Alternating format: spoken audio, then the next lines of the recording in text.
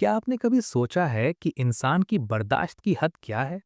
जब आपकी जिंदगी से हर एक चीज छीन ली जाए, आपका नाम, आपकी आजादी, आपका खाना, यहाँ तक कि आपके पहनने के कपड़े भी, तो आखिर क्या बाकी रहता है? क्या वो सिर्फ सांस लेना है या उस सांस लेने के पीछे कोई गहरा मकसद छुपा है? हम सब अपनी छोटी-मोटी मुश्किलों में उलझ जाते हैं। एक बुरा दिन, एक रिश्ते का टूटना या काम में नाकामी।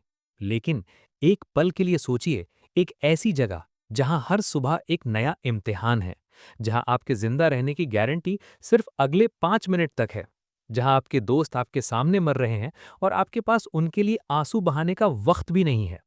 ऐसी इंतहाई मुश्किल हालात में क्या आपका मकसद खत्म हो जाता है या फिर वही मकसद आपकी आखिरी हिफाजत बन जाता है? आज हम उस शख्स की कहानी सुनेंगे जिसने इंसानियत के सबसे बड़े अंधेरे को देखा और वहां से जिंदगी जीने का सबसे बड़ा राज निकाल कर लाया।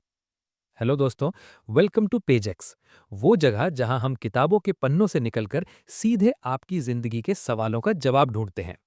आज हम जिस किताब की बात कर रहे हैं वो सिर्फ एक किताब नहीं है, ये एक तारीखी दस्तावेज है, एक जहनी शाहकार है और एक सर्वाइवल गाइड है।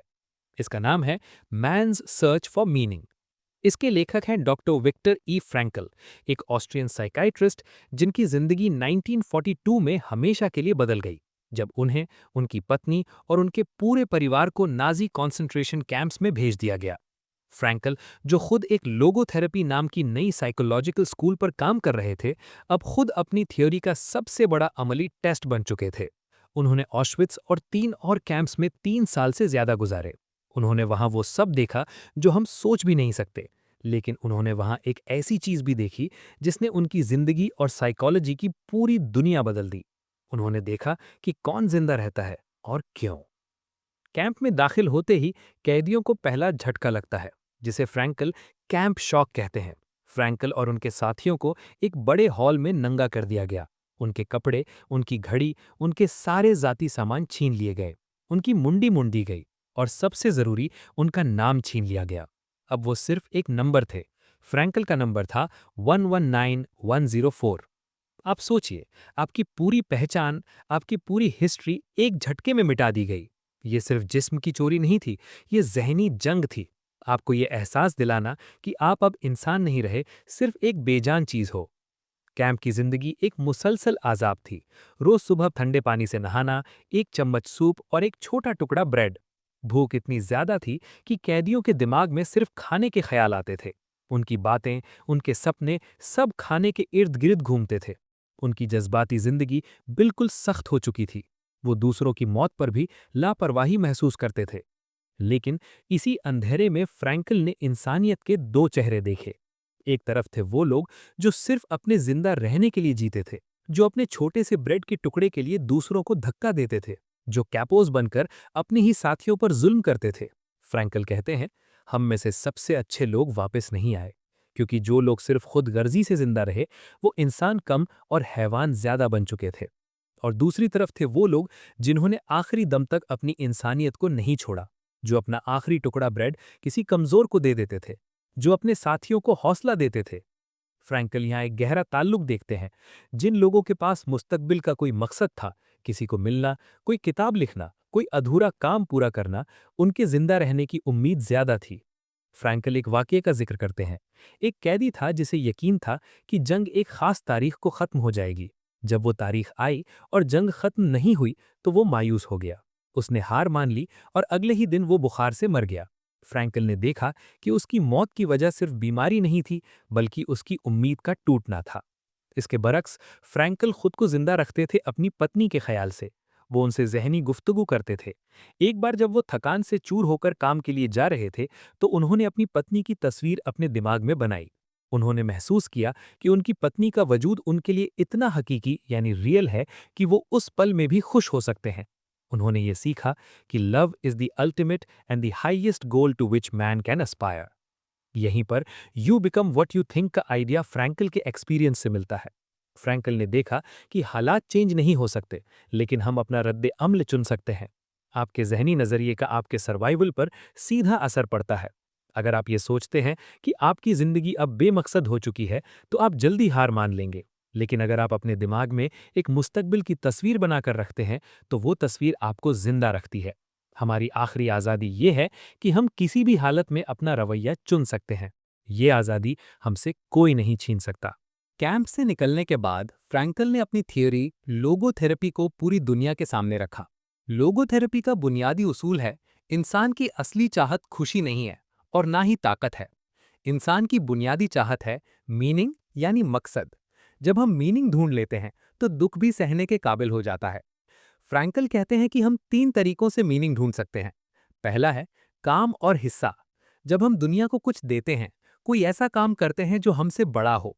दूसरा है प्यार और तजुर्बा। जब हम किसी चीज को गहराई से महसूस करते हैं, एक खूबसूरत मंजर देखना या किसी इंसान से सच्चा प्यार करना। प्यार ही वो चीज है जो हमें दूसरे इंसान की पूरी सलाहियत दिखाती है।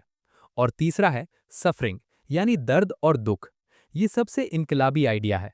फ्रैंकल कहते हैं कि अगर आप दुख को टाल नहीं सकते, तो आप उसे मकसद भरा बना सकते हैं। जब हम नाकाबिले गुरेज दुख के सामने खड़े होते हैं और उसे एक रवैये से डील करते हैं, तो हमें एक गहरा मकसद मिलता है। यहीं पर हम द पावर ऑफ नाउ के कॉन्सेप्ट को देखते हैं। पेन तो जिंदगी का हिस्सा है, लेकिन सफरिंग अक्सर उस दर्द को कबूल ना करने से पैदा होता है। फ्रैंकल कहते हैं कि जब आप कैंप्स में हैं, तो आप पेन में हैं, लेकिन जब आप उस पेन को कबूल कर लेते हैं और उसे एक मकसद भरे चैलेंज की तरह देखते हैं, तो आप सफरिंग को जीत जाते हैं। आप उस मौजूदा लम्हे में भी एक आला मकसद ढूंढ लेते हैं। लोगोथेरेपी सिर्फ फलसफा यानी फिलॉसफी नहीं है, ये अमली यानी प्रैक्टिकल भी है। फ्रैंकल ने 2 अहम टेक्निक्स दी हैं जो आज भी थेरेपी में इस्तेमाल होती हैं। पहली है पैराडॉक्सिकल इंटेंशन। अगर आपको किसी चीज का खौफ है, जैसे कि पब्लिक स्पीकिंग का, तो फ्रैंकल कहते हैं कि उस खौफ को कम करने की कोशिश मत करो, बल्कि उस चीज को मुबालिगा आराई यानी एग्जैजरेशन के साथ करने की कोशिश करो। अगर आपको पसीना आने का खौफ है, तो कहो कि मैं आज सबसे ज्यादा पसीना बहाने की कोशिश करूंगा। जब आप उस चीज को जानबूझकर करने की कोशिश करते हैं, तो आपका खौफ कम हो जाता है। दूसरी है डी रिफ्लेक्शन। ये अक्सर उन लोगों के लिए इस्तेमाल होती है जो किसी चीज को बहुत ज्यादा चाहने यानी हाइपर इंटेंशन की वजह से उसे हासिल नहीं कर पाते, जैसे कि नींद ना आना। अगर आप नींद लाने की बहुत ज्यादा कोशिश करेंगे, तो नींद और दूर चली जाएगी। फ्रैंकल कहते हैं कि उस चीज से अपना ध्यान हटा लो, डी रिफ्लेक्ट कर लो। नींद लाने की कोशिश मत करो, बल्कि सिर्फ आराम से लेट जाओ। जब आप मकसद से ध्यान हटा लेते हैं, तो वो खुद ब खुद पूरा हो जाता है। फ्रैंकल कहते हैं कि जिंदगी हमसे क्या मुतालबा करती है। हम अक्सर जिंदगी से पूछते हैं कि हमें क्या चाहिए, लेकिन सही सवाल यह है, जिंदगी हमसे क्या मुतालबा करती है, हमारी जिम्मेदारी क्या है। हर इंसान की जिंदगी में एक मुनफरिद काम है, जिसे सिर्फ वही पूरा कर सकता है। आज की मॉडर्न दुनिया में हमारे पास सब कुछ है, आराम, आज़ादी, बेशुमार ऑप्शंस, लेकिन फिर भी हम में से बहुत लोग मायूसी, बेचैनी और एक खालीपन से गुजर रहे हैं। फ्रैंकल इसे एग्जिस्टेंशियल वैक्यूम कहते हैं, मकसद की कमी। हमारी जिंदगी में कोई जुल्म करने वाला गार्ड नहीं है, लेकिन हम खुद को मनफी सोच की जेल में बंद कर लेते हैं। तो हम फ्रैंकल के इस गहरे सबक को अपनी जिंदगी में कैसे लाएं? पहले अपने ख्यालों को देखिए। क्या आप खुद को मजलूम समझ रहे हैं? आगाही लाइए कि आपके पास हमेशा इख्तियार है। आपकी हालत मुश्किल हो सकती है, लेकिन आपका रद्दे अमल आपके हाथ में है। अपनी जिम्मेदारी पहचानिए। आपके परिवार, आपके काम, आपके कम्युनिटी के लिए आपका मुनफरिद हिस्सा क्या है? जब आप ये जिम्मेदारी उठाते हैं, तो मकसद खुद ब खुद आपके पीछे आता है। एक स्टूडेंट के लिए मीनिंग हो सकता है, मैं सिर्फ अच्छे मार्क्स के लिए नहीं पढ़ रहा, मैं इस इल्म से दुनिया की कोई बड़ी मुश्किल हल करूंगा। एक मुलाजिम के लिए, मैं सिर्फ तनख्वाह के लिए काम नहीं कर रहा, मैं इस प्रोडक्ट से लोगों की जिंदगी आसान बना रहा हूं। दोस्तों, मैन सर्च फॉर मीनिंग हमें ये नहीं सिखाती कि दुख से कैसे बचा जाए, ये हमें ये सिखाती है कि दुख में भी फतह कैसे हासिल की जाए।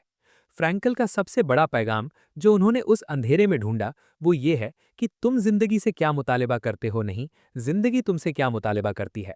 जब आप इस सवाल का जवाब ढूंढ लेते हैं, तो आप जिंदा रहने की नहीं, बल्कि मकसद से जीने की शुरुआत करते हैं। अगर आपको ये गहरा सबक पसंद आया, तो इस वीडियो को लाइक जरूर कीजिए।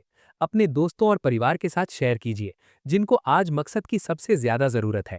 और पेज एक्स को सब्सक्राइब करना मत भूलिए, ताकि हम ऐसी ही जिंदगी बदलने वाली किताबों के राज आप तक पहुंचाते रहें। इस किताब को खरीदने का लिंक डिस्क्रिप्शन में दिया गया है। याद रखिए, आपकी आखिरी आज़ादी हमेशा आपके पास है, उसे इस्तेमाल कीजिए। मिलते हैं नेक्स्ट वीडियो में, और उसके साथ बाय बाय।